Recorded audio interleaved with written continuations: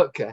Hello, I'm Harry Watt of North Carolina State University Wood Products Extension, and I'm here today with Jonathan Kays, who is a forestry extension specialist at the Western Maryland Research and Education Center out near Hagerstown, Maryland. Hello, Jonathan.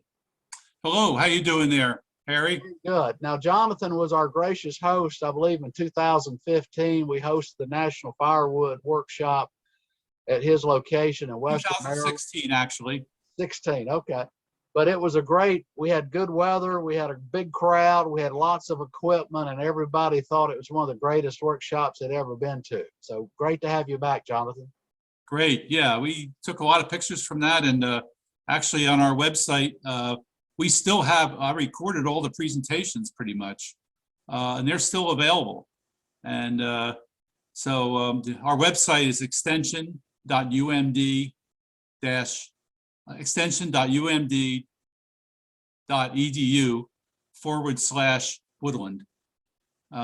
So if you go to that, you'll basically go under Wood, Energy, and Publications, and you'll see we had all the presentations from that workshop.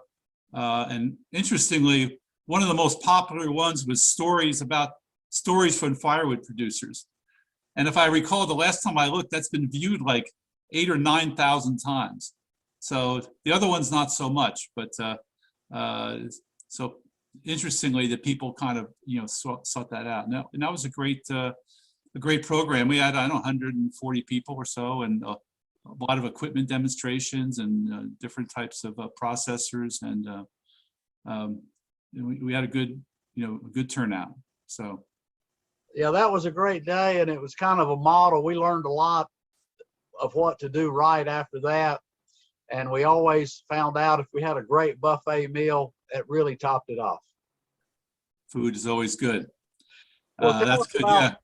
Well, tell us about firewood here.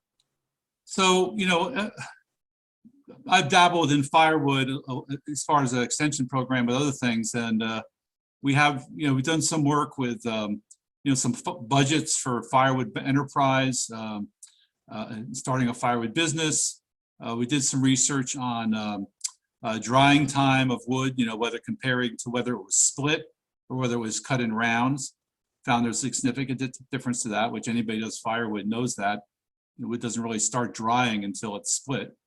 But the other thing I think that you wanted me to talk about a little bit today was an old study that I found from Georgia, Clemson University from 1982, which again is on our website at extension.umd.edu/woodland. And what they did is they took a bunch of different trucks and they stacked them with firewood at 18-inch firewood and 24-inch pieces of firewood. And they stacked them up randomly, as well as stacking it up to the gunnels as well as higher, and actually, measured the actual amount of full cords of wood that came out of each treatment. Because I get a lot of questions, and people probably ask, well, how much wood can that truck hold? Now, this study, interestingly, didn't compare the weight. So, as you know, a lot of the weight that was actually in some of these trucks was not even physically possible. They had to actually block them up. But they were just trying to determine how many cords, what was the difference. So if it's okay, you want me just to, maybe I'll just I'll share my screen here and just show you this study here, which I just think was, very interesting. So this is it, from 1982. And the purpose, again, was to explain some of the terms, but the results of the study determine how much wood will a pickup truck hold. It's kind of like, basic question anybody involved with firewood would like to know, right? So there's a lot of stuff in here I'm not going to go into, but what I'm going to show you, this is, again, using very old vehicles, but what they did is they randomly piled wood to the top of a box. But anybody who knows old Dodges recognizes these things. And they randomly piled to the top of the box.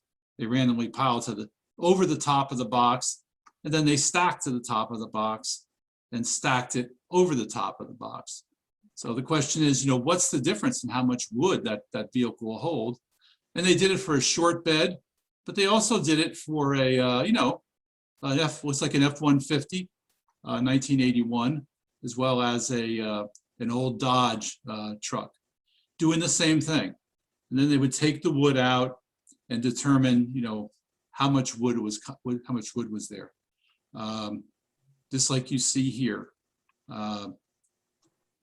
So I'll go through that and just show you kind of the main summary of the page here. And I wish I had this. I had this actually calculated these percentages, but when you look at something like the short bed Dodge here, okay, the thing I want you to look at is that if you stack it just to the top of the box here, you can see my pointer.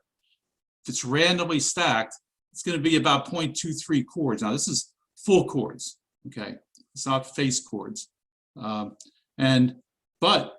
if it was stacked, it was almost a third of a cord. And the difference is that so if let's say I stack the wood to the top of the box, if I decide the next time to randomly stack it, I'm going to lose about 25% of the wood, okay? 25% less wood. On the other hand, if I randomly stack the wood to the top of the box, next time I decide to actually stack it, I'm going to get about, about a third more. So, the key number here is around, 25 to 30% difference, depending upon whether you're going from random to stacked or stacked to random. So, and I think that's the interesting thing. Now, they readily acknowledge in this study that, some of these trucks just won't hold that much, physically, because the wood would weigh too much. But a couple of the conclusions, and you can see they had it for an 18-inch, cut pieces of wood and 24 inches. And you can see the different trucks. They had a regular Dodge. They also had a Dodge, a Ford short bed. And then they had a little import truck. I had an old Datsun like this. They're much smaller beds. And you can see a stacked, 76 Datsun, basically holds about a quarter of wood if it's stacked up to the top of the gunnels. A little bit more, obviously, if it's above that. So, I just think these are interesting numbers, and this is accessible on our website. And I posted this because it's no longer available anywhere else. The only other thing I'll show you is just kind of their conclusions at the back of this. Okay, all right. And again, weight was not considered. Wood's heavy. A cord of green unseasoned hickory weighs over 6,000 pounds. So, and the interesting thing here, it says that a close look at some of the photos in this paper shows the blocks were placed under the frames of the trucks to protect the springs. So the conclusion is basically this. The pickup truck on the average will hold anywhere from 1/5 of a cord to slightly over 1/2 of a cord, depending on how it's stacked. And again, the stacking method, how high it's stacked, is all going to affect that. And so using the volume calculated from the box dimensions to estimate firewood capacity of trucks will typically result in an overestimate. It's what you're going to get, because you got a lot of space there between the wood. So anyway, this was I just thought an interesting study that I wanted to share with you all. And when someone comes to your place, you can have a little bit better information. So I will stop sharing my screen. Well, I think that's a great study, and I agree with the conclusions of it, that it's easy to not know how much wood is in a pickup truck. And people say, well, I measured it and it holds 50 cubic feet. So if I take 50 divided by 144, that's how many cords of wood's on it. When I stack it, any way you stack it, it's not going to be 100%. So it's kind of what, it's always a challenge to inform the buyer, what are you getting?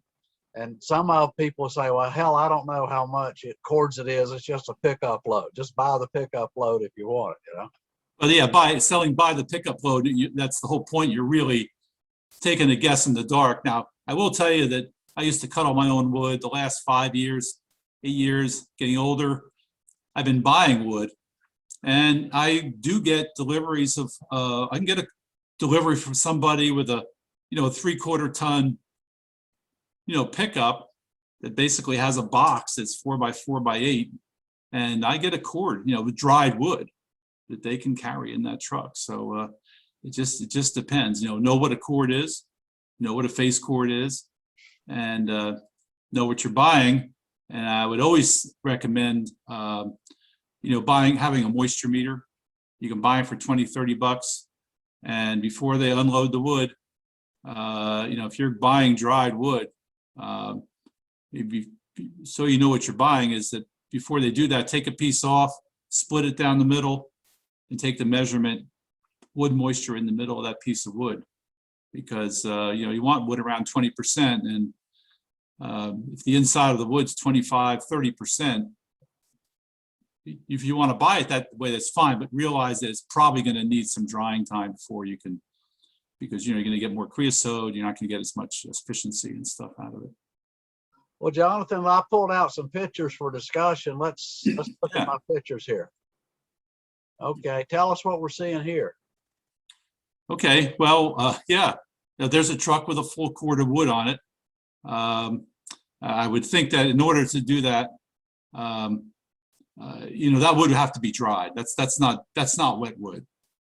And, you know, I forget the exact amount, but, you know, wood loses what, 50, can be 50% moisture or more, you know. So it is possible, but just know what you're getting. And there, you know, so what is a cord? You know, 4x4x8, okay? And, you know, that's what you want to know, so. Well, it's also a tightly packed cord. It's not where people's putting cross pieces in or other things like that. Yeah, well, the other thing is, like you said, 4x4x8 of stacked wood. So if you see in that second example on the right, that's a half cord. You know, so if you measure the dimensions of the actual truck bed and compare that to the cubic volume of what's in a half a cord, you're not going to come out you're going to come out way short, because first of all, the wood's not stacked like it would be. Well, come on here. I'm trying to get my sharing working here. Okay, can you see that, Jonathan? Yeah, I mean, this is how a lot of, you know, most of your commercial guys will deliver it. It's a dump bed, no problem carrying a cord of wood, probably even more than a cord and a half, maybe even 2, right? Yeah, it looks like, you know, maybe they had the conveyor running in it and they stop when it starts hitting the ground. The thing that I mentioned to people, you really got to be careful about this wood coming off while you're delivering it. You're hitting the bumps in the road, the bridges. You really need, for safety purposes, think about throwing a netting on it. The liability is tremendous if you let the firewood fall on the road when you're trying to deliver. Well, in Maryland, you have to have a load covered. Otherwise, they'll give you a ticket, but I know it's not like that in all states. Yeah. In fact, you can't even, if around here, if you go to the dump to get mulch, they won't sell you mulch unless you have a, you know, a covering to. So, but Maryland is, you know, more regulated than some states. New York State, I think, is the same way. I have some contacts up there. Here's another just reminder of people what you can do with a pickup. Yeah. So look, if you look at that small bed, a third of a cord for a short bed truck, you know, for stacked to the top of the gunnels, that's about what this other study found, basically. So that's fairly accurate. A cord, I'm not sure about that, but yeah, okay. A small pickup, half a cord of wood. Yeah, I don't know. That's I'm not sure. I'm not sure that's really accurate. If you're talking about like a Datsun or a Toyota, you know, a Ranger, Ford Ranger, with or without racks, this truck holds approximately half. I don't know. I think you're going to be lucky to get much more than a quarter of a cord. I don't know what you think, but. Well, I think so too, and definitely not if it's greenwood. Absolutely not. So some of these things just seem a little, maybe well, a little. Like I say, I know a lot of firewood people that don't even touch how many cords they're selling. They say, look, I've got this dump trailer, I got this dump truck, it's a load. And the reason they do that is they catch so much grief. You've got some customers that are going to stack it just as tight as they can to try to catch you claiming more than what they get, you know? Well, yeah, and the other thing is a lot of state laws, officially require that people sell wood by the cord. They're supposed to advertise by the cord, but I don't know about you, but most it's in the regulations, but it's not really enforced or. Well, I know some larger companies that have scales. They weigh the logs coming in, and when they sell firewood, they sell it by the pound or the ton. Well, yeah, and I'm at the point now where I've bought wood off of Craigslist before, and some of the stuff they showed up with, I wouldn't even buy it. But I have a few good firewood people now. They're honest brokers, and I think the message that I always say is that if they're an honest provider, recommend them to everybody and support them as much as you can, because those are the people that you want in the business, and you can trust that what they're going to give you is a cord of wood, what they say it's going to be. Okay. And you maybe even pay a little bit more for it, but at least you know what you're getting. Right. What do you think about this load? Looks like a lot of work. It looks like it's not finished.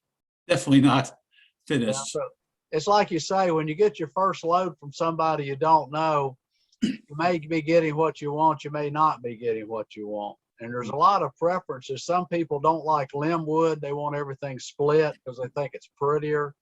Other people are just going for the low price. Well, and most reputable firewood suppliers that I've run into, many times will ask you that question, or ask, how long do you want the wood cut? Do you want it smaller pieces or larger pieces? What kind of stove do you have? I mean, they may not get that inquisitive, but they'll many times they'll cut the wood the kind of the way you want it, or at least let you know how they cut it. Right. The trend, I think, with the more modern stoves is shorter wood and smaller splits. Yeah, I mean, the stoves are more efficient. I had an old wood stove for years, pre-EPA stove. Man, that thing would go through wood. I got a Hearthstone back in 2008 or something, and what a difference. Well, burn a lot less wood. there you go. What about this guy?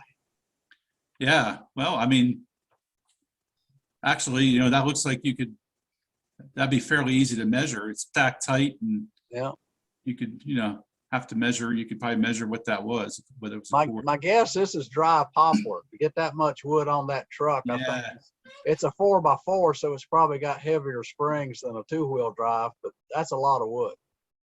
Yeah, and poplar is not great, the best firewood, and that's the other thing. I mean, if you buy firewood, you don't want firewood that's too dry.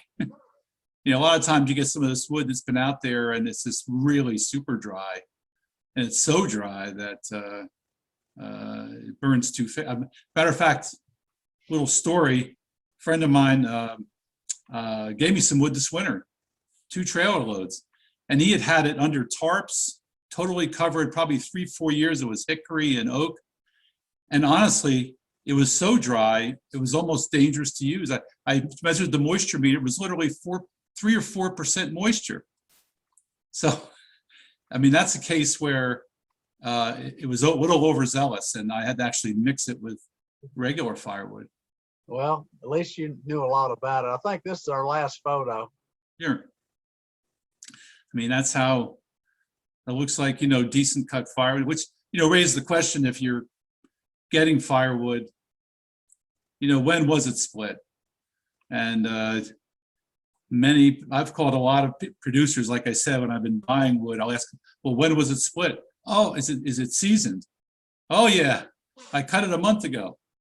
So as you know, wood takes at least a year, if not longer so at least that tells you what you're getting. Yeah, I'm going to stop my sharing here and Yeah. get back to here. Well, this has been a great visit. We're going to ask you to come back to talk about moisture meters and measuring moisture in wood. And I know I had another topic for you, but this is very good that you've updated us. This Georgia study was great. Yeah, I think it's an old one, but it really does give some actual real numbers, and it was done very regimented way. Well, mention your website again, and I'm going to put a text listing on this at the end too, but go ahead and list it for our audience, please. Yeah, so it's extension. No, I'm sorry. We just got a new website. Everything's new. But it's go.umd.edu/woodland. go.umd.edu/woodland. Well, go to the University of Maryland Extension, right? Okay, Well, go. sometime we're going to come back to Maryland for a firewood workshop. Not sure I'm going to be here. I think you will be. We'll invite you back as an emeritus, but we're going to be in There Wisconsin you go. here. Maybe you'll come visit there. Yeah. Next year, is that next year? Yeah, next year we're going to the folks in Wisconsin have opened their arms. They're going to invite us, and we're going to have a great time. We'll have outdoor equipment operating there. Great, great. Well, Take we'll care, end Harry. this. Thanks a lot, John. Bye-bye.